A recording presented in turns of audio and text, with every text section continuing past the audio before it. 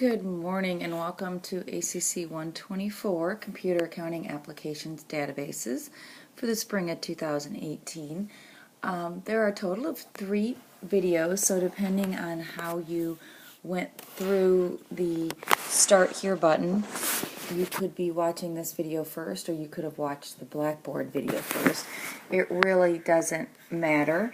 But just to kind of go through, this video is going to go over the syllabus and expectations. The Blackboard video is going to lay out the course and how things are designed and how you'll access the daily assignments.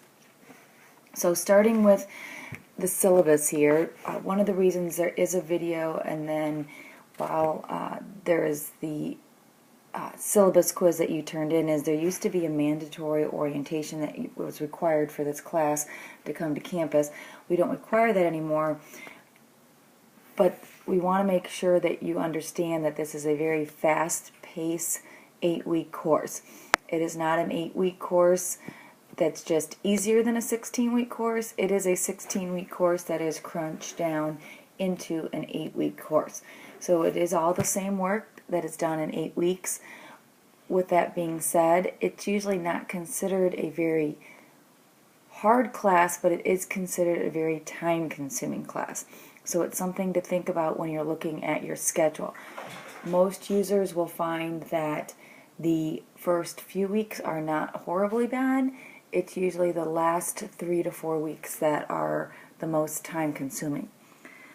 You do not have to have any Microsoft Access experience to work in this class, but the more you have, the easier that you'll find this class, period. So as we go through, I will kind of lay out a few things that you might find areas to kind of give an idea of where you want to plan out your weeks. I highly encourage you through the next 8 weeks to contact me with any questions. Please don't wait until your assignments are graded to ask me questions. That's why I am here. So starting here on the first page, you will see my office hours, my phone number, and my email. In this class, the easiest thing to do is to contact me by email. You can see right here at the top, this has my email address right here. That is the best way to get a hold of me. Usually, especially in the first chapters 1 through 4, I can many times answer your email without seeing your actual database. The questions are usually very similar from week to week, chapter to chapter, and semester to semester that I can answer your questions. But email me, be very specific, and if you can, send me a screenshot. Right below that are my office hours. Those are when I'm in the office. Notice I am there on Wednesday later if that helps any of you. So please come see me. I'll be more than happy to help you if I cannot answer your question by email.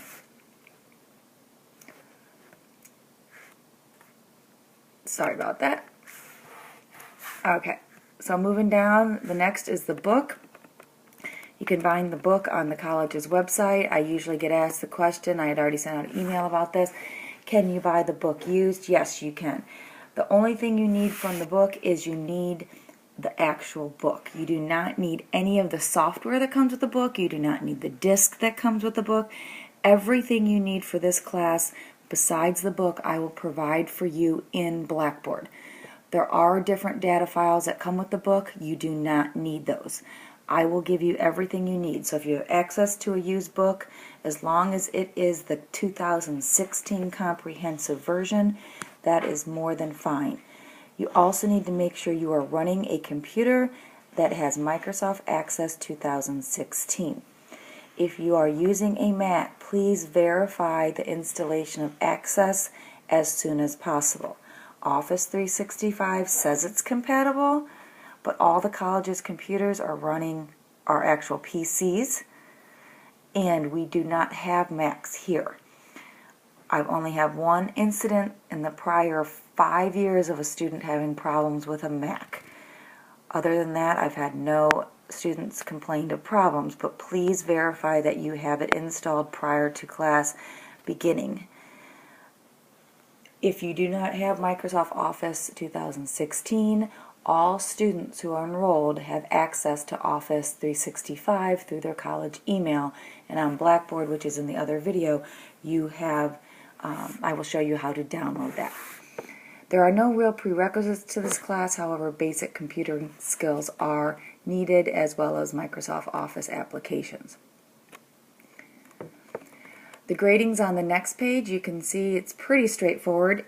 There are 7 chapters. You are going to have 7 quizzes, 7 what are called hands-on exercises. Those are going to walk you through each chapters with a lot of guidance, and then you'll have 7 homework assignments, which will be a little bit harder. However, once you go through the hands-on, those should give you the ability to do that. And then your last thing that you'll turn in is your case project. That is your final exam. So that is turned in at the end of the semester. You must turn that in with a passing grade in order to pass the course. That has not been really an issue in the past, because usually anyone that is doing well in the course has no trouble passing the case project, but just a little caveat in there. My grading scale is just your normal everyday grading scale. If you could keep on down, incomplete for some reason, went a little too far, sorry about that. For some reason in this class I have more students ask for an incomplete than in others because they get behind in work. So just to throw it out at the beginning, in order to get it incomplete in this class, you have to have 80% of all the work done, and you have to have a 70% in the class or better. This class ends the Friday before spring break. It does not end at the end of the semester. So therefore, that is when everything needs to be completed. 80% of all assignments. So pretty much everything but Chapter 7 and the case project has to be turned in. Everything, as I mentioned, will be accessed through Blackboard. All assignments that you need, everything I will give you will be in Blackboard. I have PowerPoint presentations, screenshots. I will send out emails when there's different things. Everything will be accessed and turned in through Blackboard.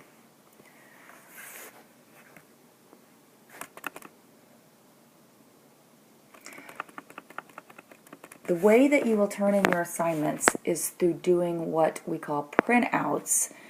I am a stickler for this, so the third video is how to do a printout. A printout is just printing to a file. It is very common in the workplace nowadays because most of the time you are actually not sitting with your colleagues.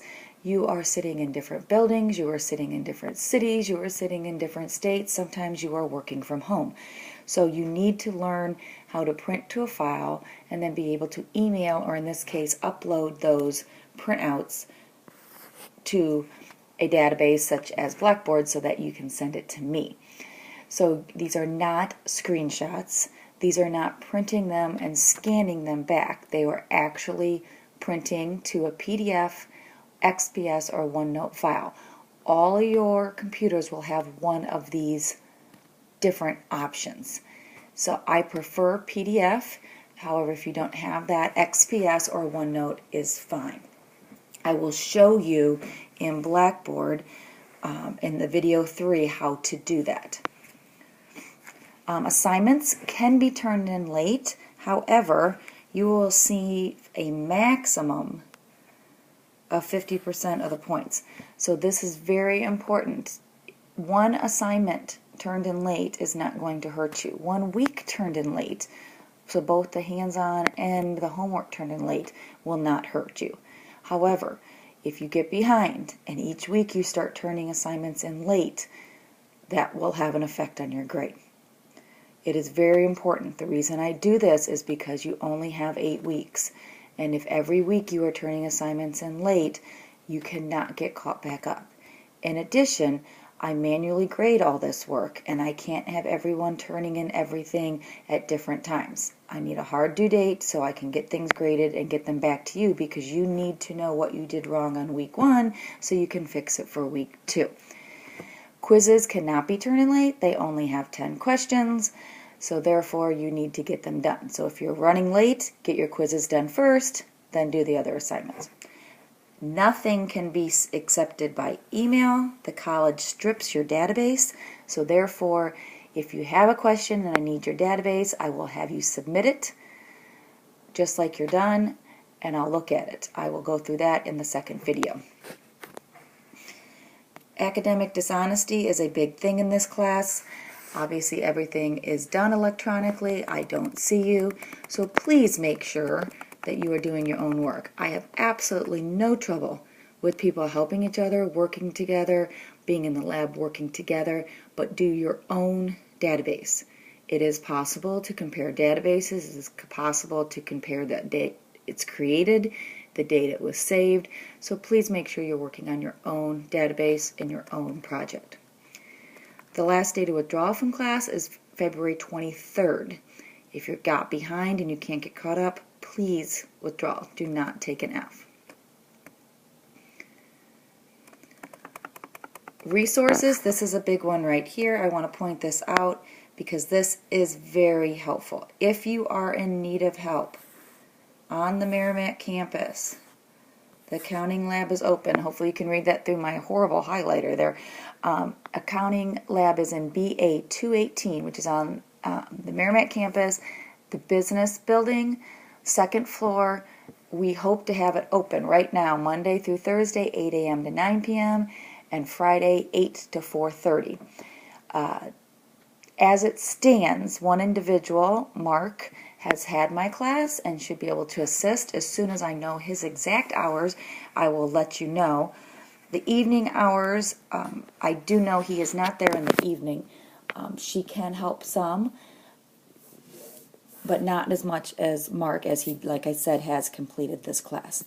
They are there to help you. They got a copy of the book, but unfortunately this is the one class that is a struggle for them because unless you've had it, it is harder than others. But we are fortunate, like I said, in that I now have a student that works in there that has completed this class. So if you plan on coming to the lab to get help and I haven't gotten back to you, shoot me an email and I will let you know the hours that Mark is in there. The rest of this is just other academic support and computer campus hours. Any computer lab on campus has Microsoft Access, so you're not just limited to the accounting lab. In this class, there shouldn't be a lot of other assessment needs. Your quizzes are not timed, so that usually does not come into play. If I keep going to the bottom of the syllabus, this is your outline of what is due. You will notice everything is due with the exception of your orientation quiz on Mondays. So starting at the top, you can see here that the first due date is this Friday, but that is your orientation quiz. Other than that, Monday, January 22nd is Chapter 1. There is a Office 2016 Common Features. There is no assignment in there, but if you feel you need to review it, please do. Then the next week, Chapter 2, Chapter 3, Chapter 4, and so on. Each week, a quiz, a hands-on, and a homework. If we continue down into the final week, the only difference is as we get down to the last week of class, Chapter 7 is still due on Monday night, but your final project is due on Wednesday, March 7th. That is the final week of class. Notice all late homework has to be turned in by that Wednesday as well, March 7th. So if you're late on any assignments, everything has to be turned in by March 7th. So everything, we got your first due date is this Friday for your syllabus attendance quiz.